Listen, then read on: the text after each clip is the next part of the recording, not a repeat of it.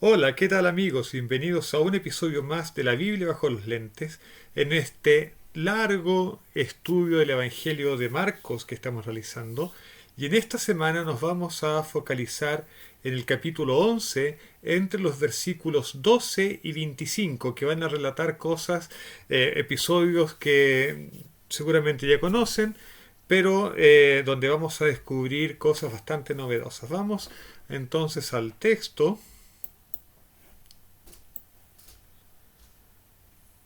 Y vamos a comenzar con la lectura.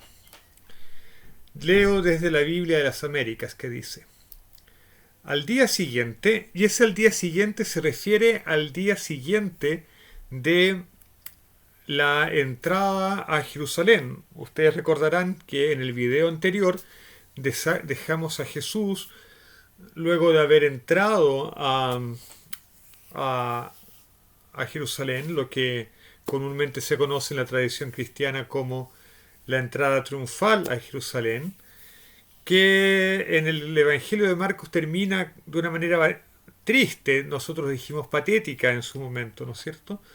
Porque Jesús llega al templo, mira para todos lados, se da una vuelta y dice, bueno muchachos, ya es tarde, nos vamos para la casa, y se va a Betania. Y las cosas quedan ahí, no pasa nada en realidad. Pero el versículo 12 comienza diciendo: al día siguiente, cuando salieron de Betania, Jesús tuvo hambre, y viendo de lejos una higuera con hojas, fue a ver si quizás pudiera hallar algo en ella. Cuando llegó a ella, no encontró más que hojas, porque no era tiempo de higos. Y Jesús, hablando a la higuera, le dijo: nunca jamás coma nadie fruto de ti. Y sus discípulos lo estaban escuchando. Vamos a parar la lectura por aquí porque vamos a considerar este trecho del texto que es muy muy interesante. Eh, bueno, el texto es bastante claro. Jesús tiene hambre, no ha tomado desayuno seguramente, y ven esta higuera. Y es una higuera que tiene hojas. Esto de que tenga hojas nos dice que esta higuera era al parecer una higuera precoz, porque el texto nos dice después que no era tiempo de higos. Y al parecer en las higueras, yo no soy experto en botánica, pero por lo que leí, en las higueras los frutos preceden a las hojas. Normalmente las higueras deberían tener higos primero y hojas después. Así es que si tenía hojas, era de esperar que tuviera higos, aunque no fuese temporada. Se trataba aquí de una higuera precoz. Pero Jesús va y no encuentra nada. Y el versículo 14 es por lo demás extraño, es asaz extraño. Porque Jesús, al no encontrar frutos en la higuera, maldice a la hoguera. Le dice: nunca jamás coma nadie fruto de ti. De hecho, nosotros vamos a ver más adelante que esta higuera se secó. Lo vamos a ver hoy día mismo, en un rato más. Esta higuera se secó. La maldición que Jesús colocó sobre la higuera provocó la muerte de la higuera. Se secó la higuera. Esto es extrañísimo por varios motivos.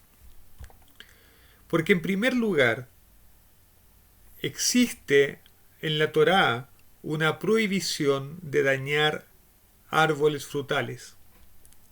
Ni siquiera en la guerra se pueden cortar árboles frutales.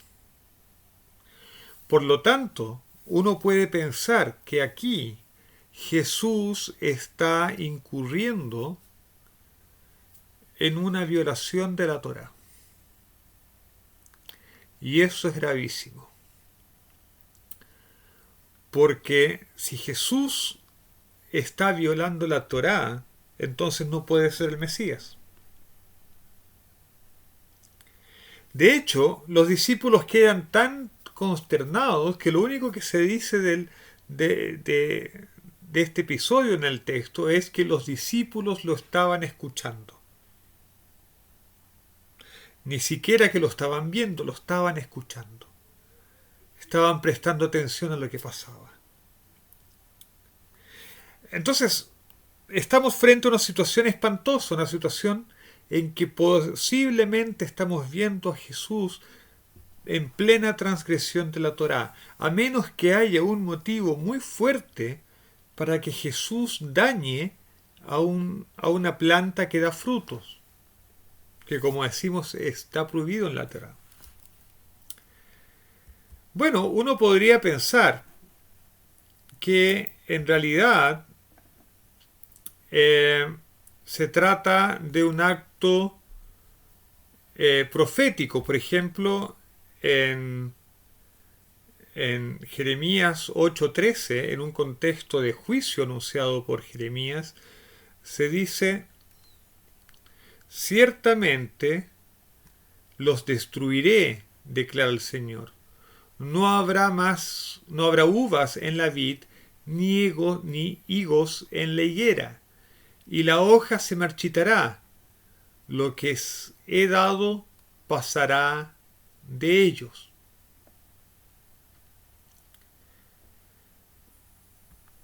En el libro de Isaías también, las plantas que dan frutos, en especial las viñas y también las higueras, son objeto de parábolas. Por ejemplo, en Isaías 5, versículo 2, se compara a Israel con vides, con parras, ¿no? Con videras. Entonces uno podría pensar que lo que está haciendo Jesús es hacer una especie de parábola viviente. Pero uno se pregunta qué tan efectivo es. Porque si uno piensa que la hoguera es símbolo de Israel y que Jesús vino a Israel a buscar frutos, como de hecho lo interpretan otros evangelios, y Jesús no los encontró, y la maldición de la higuera es una parábola o una profecía de lo que va a tener que sufrir Israel porque no reconoció al Mesías y no aceptó al Mesías. Bueno, uno se pregunta, ok, eso puede ser, pero ¿de qué sirve esta parábola? No hay nadie representante de Israel ahí para escuchar eso, excepto los discípulos. Pero ¿a quién más le sirve esta advertencia? Entonces uno dice, bueno, ¿realmente es efectivo como parábola? ¿Es realmente ilustrativo como acto profético? La respuesta es que va a ser positiva, pero para eso tenemos que seguir estudiando el contexto de lo que estamos diciendo. Sigamos entonces nuestra lectura. Llegaron a Jerusalén, y entrando Jesús en el templo, comenzó a echar fuera a los que vendían y compraban en el templo. Volcó las mesas de los cambistas y los asientos de los que vendían las palomas. Y no permitía que nadie transportara objeto alguno a través del templo. Y les enseñaba diciendo: ¿no está escrito: mi casa será llamada casa de oración para todas las naciones? Pero vosotros la habéis hecho cueva de ladrones. Los principales sacerdotes y los escribas oyeron esto, y buscaban cómo destruirlo, porque le tenían miedo, pues toda la multitud estaba admirada de su enseñanza. Y cuando atardecía, solían salir fuera de la ciudad. Entonces aquí nosotros tenemos ya a Jesús en Jerusalén, en el complejo del templo, que dicho sea de paso, el complejo del templo de Jerusalén era el edificio más grande del mundo en cuanto al área que abarcaba. Entonces era una cosa impresionante. Y lo que Jesús hace entonces es, al parecer sin mediar provocación, comenzó a echar a los vendedores que estaban en el templo. Y realizar actos de violencia, de desorden público, volcando las mesas, probablemente soltando a las palomas, a los animales, en fin. Y uno se pregunta por qué. ¿Por qué hace esto Jesús? Bueno, la respuesta la da él mismo, ¿no? En el versículo 17, él dice: no está escrito, mi casa será llamada casa de oración para todas las naciones, pero vosotros la habéis hecho cueva de ladrones. Aquí Jesús está citando Isaías, al profeta Isaías, capítulo 56, versículo 7, que dice: yo los traeré a mi santo monte y los alegraré en mi casa de oración. Sus holocaustos y sus sacrificios serán aceptos sobre mi altar, porque mi casa será llamada casa de oración para todos los pueblos. Esta es una profecía que habla de las proporciones universales que va a alcanzar la adoración a Dios en la época mesiánica, en que los gentiles también se van a incorporar como adoradores en el templo. Pero resulta que Jesús advierte y cita otra profecía que está en Jeremías 7:11, que dice: se ha convertido esta casa, que es llamada por mi nombre, en cueva de ladrones delante de vuestros ojos. He aquí yo mismo lo he visto, declara el Señor. Entonces Jesús hace hincapié en que el templo, que debería ser un espacio de adoración en que las personas fuesen gozosas a adorar, se había convertido en cueva de ladrones, en refugio para ladrones. ¿De qué ladrones estamos hablando? Bueno, sin duda hay dos respuestas para eso. Una es el abuso que se cometía en el comercio que se realizaba en el templo. En el templo era permitido comerciar por varios motivos. Primero, porque había ciertas ofrendas obligatorias que debían ser pagadas por todos los israelitas y tenían que ser pagadas con dinero del templo, que no era el mismo dinero que se usaba en el comercio normalmente. Por lo tanto, había que cambiar dinero usual en dinero del templo. Y en ese cambio se cometían abusos. Por otro lado, cuando alguien moraba muy lejos del templo, en otra ciudad, en otra región, y tenía que llevar ofrendas al templo, tal vez no podía llevarla a él porque vivía muy lejos. Entonces estaba permitido, la Torá lo permite, que la persona lleve dinero y compre en el templo, o en Jerusalén, digamos, un animal que pueda ser sacrificado. Pero resulta que también en eso se cometían abusos. En el templo estaba el monopolio de ese comercio, probablemente no muy honesto, y Jesús entonces advierte que lo que debía ser una casa de adoración y una adoración que provocase alegría en las personas, que los llenara de gozo, en realidad se estaba convirtiendo en un pretexto para la explotación del pueblo.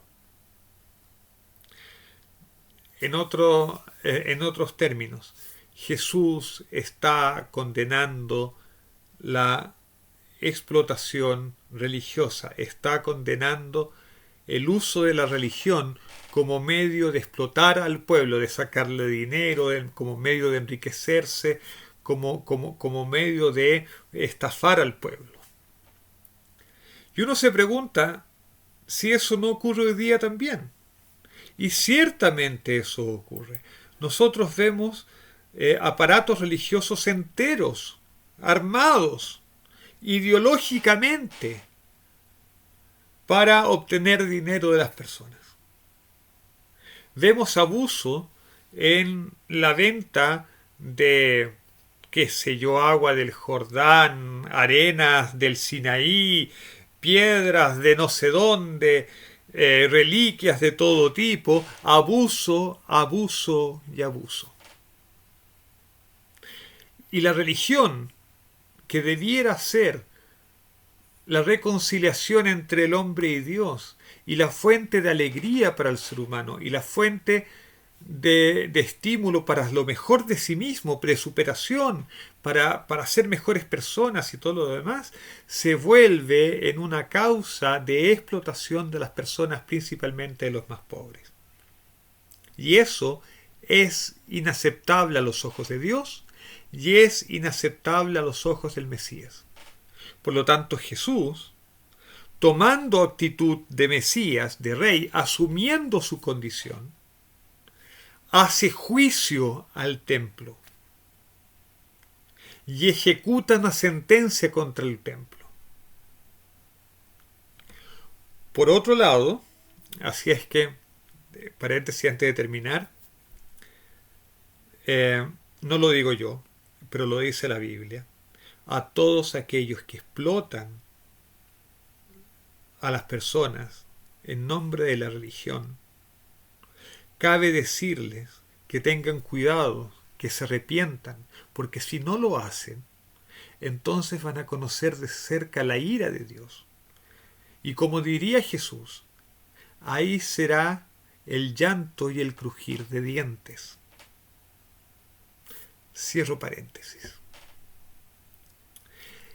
El segundo aspecto en que uno puede aplicar esta frase profética, esa citación del profeta Jeremías, ¿no? Esta cita de que el de que el templo ha sido convertido en una cueva de ladrones, es, bueno, ¿quiénes estaban refugiados en el templo? En el templo estaban los sacerdotes. Pero resulta que el sacerdocio había ya mucho tiempo que no era exclusivo de la casa de Aarón, como lo determina la Torá. La Torá dice que hay un pacto eterno entre Dios y Aarón y que el sacerdocio solo le corresponde a la familia de Aarón, de la tribu de Leví. Pero resulta que en el templo hacía muchísimo tiempo que eso no ocurría. Desde la época de los macabeos, más o menos, el sacerdocio, y principalmente el sumo sacerdocio, era vendido. Se obtenía por dinero. Es decir, el sacerdocio era usado como parte de una estructura de poder, también para dominar sobre el pueblo. El propio sacerdocio se había tornado tan corrupto, se había corrompido de tal manera que los que destentaban el sumo sacerdocio en realidad eran usurpadores, ladrones, con todos los términos. Y desde ese punto de vista, ni Dios ni el Mesías podían dejar pasar esa situación. Y lo que está haciendo Jesús es un juicio al templo. Jesús ya había sido proclamado como rey el día anterior. Y Jesús aceptó la nominación y está actuando como rey, está actuando como Mesías. Y es este actuar como Mesías que va a colocar a Jesús en ruta de colisión con las autoridades políticas y religiosas de su tiempo, y va a ser el establishment político religioso en unión, y los adventistas que tengan oído para oír, que escuchen, es esta unión entre el establishment político y el establishment religioso el que se va a ver perturbado, el que se va a ver amenazado por las actuaciones de Jesús, principalmente por las actuaciones en el templo, y van a llevar a la muerte de Jesús. Con este acto Jesús está firmando su sentencia de muerte, vamos a decirlo así. Pero Jesús está actuando con la autoridad de Mesías. Jesús está en modo juicio. Ahora, nosotros vamos a ver durante el transcurso de este estudio, no hoy día, pero en lo que queda, que esta última semana de Jesús, esta última semana de vida de Jesús, es un prototipo del tiempo del fin. Y en particular es un prototipo del juicio en el tiempo del fin. Y el juicio está en el templo. Lo que se está enjuiciando son a las autoridades religiosas y a los que se aprovechan de la religión. Otro paréntesis, ustedes pueden buscar después, pero en Apocalipsis, en los capítulos 18 o 19, se relaciona a la ramera de Apocalipsis con los mercaderes de la tierra. Cierro paréntesis. Un insight ahí para que estudien. Ok. Entonces Jesús está en modo juicio. Y de hecho, lo que decíamos, ¿no? Los principales sacerdotes y los escribas, los que estaban en el templo, ¿no? Oyeron esto y buscaban cómo destruirlo, cómo destruir a Jesús. ¿Por qué no lo mataban inmediatamente? Porque le tenían miedo, pues toda la multitud estaba admirada de su enseñanza. Versículo 19. Y cuando atardecía, solían salir fuera de la ciudad. Es decir, cae la noche y se retiran a Betania. Versículo 20. Por la mañana, cuando pasaban, vieron la higuera seca desde las raíces. Entonces Pedro, y acordémonos que el Evangelio de Marcos posiblemente refleja la predicación de Pedro, acordándose, le dijo: Rabí, mira, la higuera que maldijiste se ha secado. Y aquí uno espera que Jesús comience a dar un discurso sobre el destino de Israel, de que lo mismo le va a pasar a Israel si no lo acepta como Mesías, si lo rechaza. Pero no es eso lo que ocurre. Jesús va a dar una enseñanza, pero en otro sentido, o aparentemente en otro sentido. Vamos hacia allá. Versículo 22. Y Jesús respondió, diciéndoles: Tened fe en Dios. En verdad os digo que cualquiera que diga a este monte: quítate y arrójate al mar, y no dude en su corazón, sino crea que lo que dice va a suceder, le será concedido. Por eso os digo que todas las cosas por las que oréis y pidáis, creed, ya las habéis recibido y os serán concedidas. Creed que ya las habéis recibido y os serán concedidas. Y cuando estéis orando, perdonad si tenéis algo contra alguien, para que también vuestro Padre, que está en los cielos, os perdone vuestras transgresiones. Pero si vosotros no perdonáis, tampoco vuestro Padre que está en los cielos perdonará vuestras transgresiones. ¿De qué estamos hablando aquí? ¿Qué está sucediendo? Acabamos de decir hace un rato atrás que probablemente Jesús está incurriendo en una violación de la Torá al destruir un árbol frutal, un árbol que da fruto. Aparentemente, a menos que tenga un muy buen motivo para hacerlo.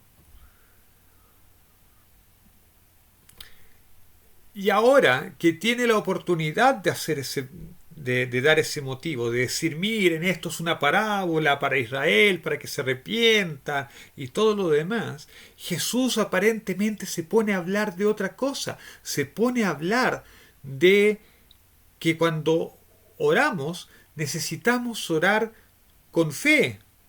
Y si oramos con fe, entonces se va a cumplir.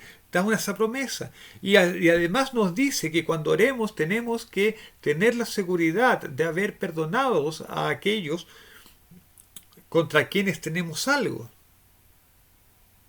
Pero Jesús, hiciste un acto gravísimo.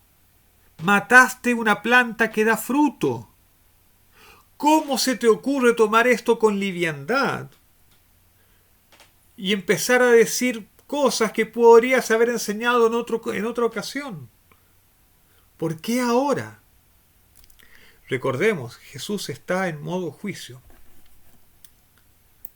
Y sí, uno puede tomar las enseñanzas de Jesús superficialmente y pensar que Jesús está refiriéndose a el tener fe y al perdonar las ofensas de los otros. Y son dos enseñanzas muy importantes que sin duda Dios las enseña a través de Jesús en este pasaje. Pero al parecer hay algo más. Estaba leyendo este Nuevo Testamento, The Jewish Annotated New Testament, el Nuevo Testamento anotado por judíos. Tengo la primera edición, ya salió la segunda, pero ok, tengo la primera solamente.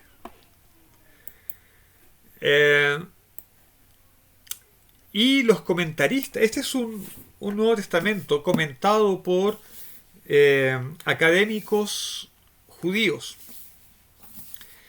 Y comentando este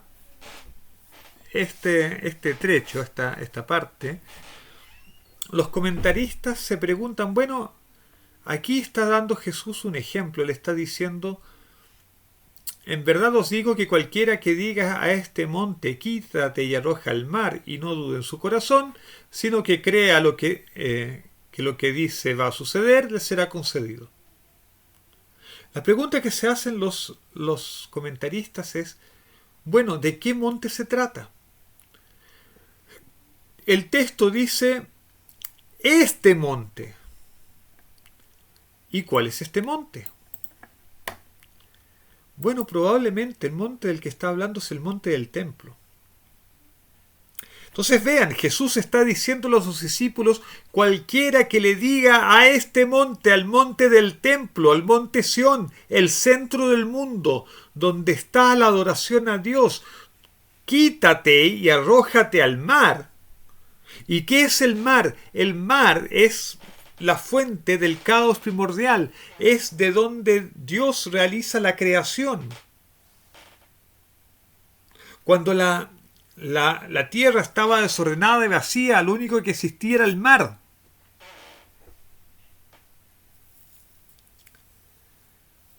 Y lo que Jesús está diciendo, que si alguien con suficiente fe le dice al monte del templo donde está el culto ordenado por Dios, ve y arrójate al mar donde están los enemigos de Dios,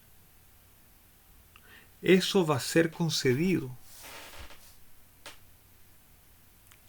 Es posible, dicen los comentaristas, que aquí haya una alusión a la entonces futura destrucción del templo. Y entonces el episodio de la higuera sí es una parábola para el pueblo de Israel. Recordemos, Jesús está en modo juicio. Y lo que está diciendo Jesús, al parecer, es: ayer purificamos el templo, hicimos juicio contra los cambistas, pero si no, contra los mercaderes del templo. Pero si no se arrepienten, si no producen frutos como la higuera, entonces el propio templo, el propio monte del templo va a ser arrojado al mar. Va a ser entregado a las fuerzas del mar, que curiosamente son las fuerzas del mal, los romanos en este caso, que vinieron del mar, ¿no?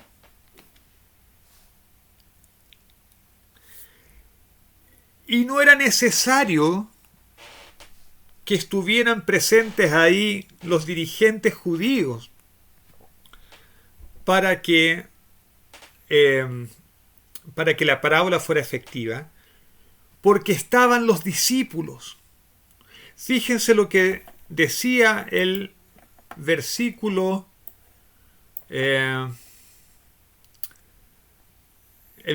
14. Y sus discípulos lo estaban escuchando. En verdad era este el mensaje, o parte del mensaje, que los discípulos iban a tener que predicar en Israel.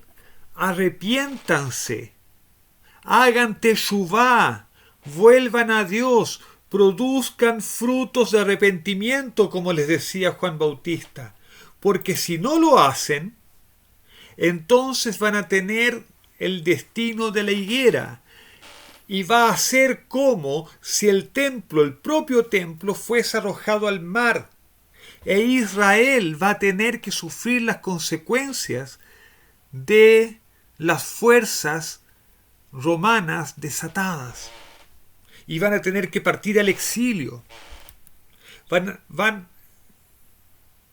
El templo, la Torá, el pueblo de Israel va a ser arrojado al mar. Se van a ir al exilio, al occidente. El mar estaba en el occidente, ¿no? En el occidente. Todo eso parece estar profetizado, parece estar aludido en esta situación. Y ahora es que uno entiende por qué Jesús agrega la parte del perdón, que si uno no entiende. ¿Por qué? Porque uno tiene que tener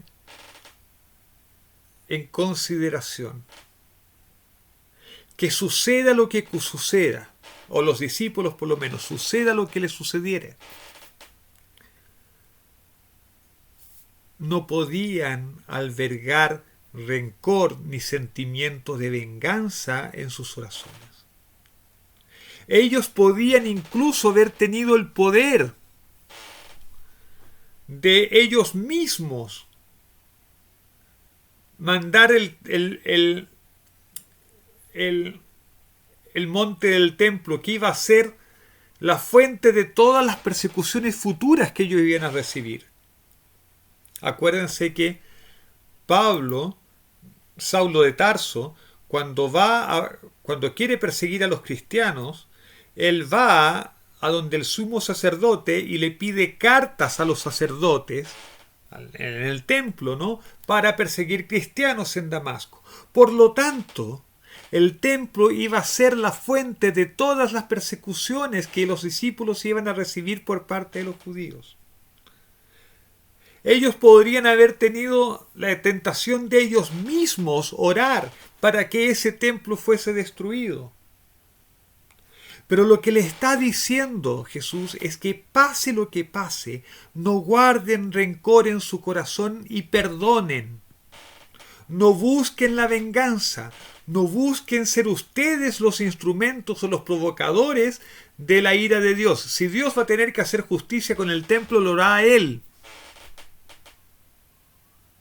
Y Jesús va a ser el primero en dar el ejemplo cuando Él desde la cruz pida a Dios que perdone a sus ejecutores.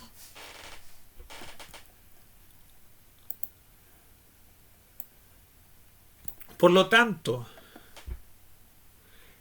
Jesús está preparando a los discípulos para la predicación que ellos van a tener que hacer. Tienen que predicar el arrepentimiento, tienen que predicar Teshuvá, el regreso a Dios entre el pueblo de Israel, para que el pueblo de Israel se convierta y ojalá se evite la destrucción de Jerusalén y se evite el exilio. Pero aún así los discípulos van a tener que sufrir persecución y no van a poder guardar rencor. Los cristianos van a tener que trabajar por el bien de Israel, no por su contra.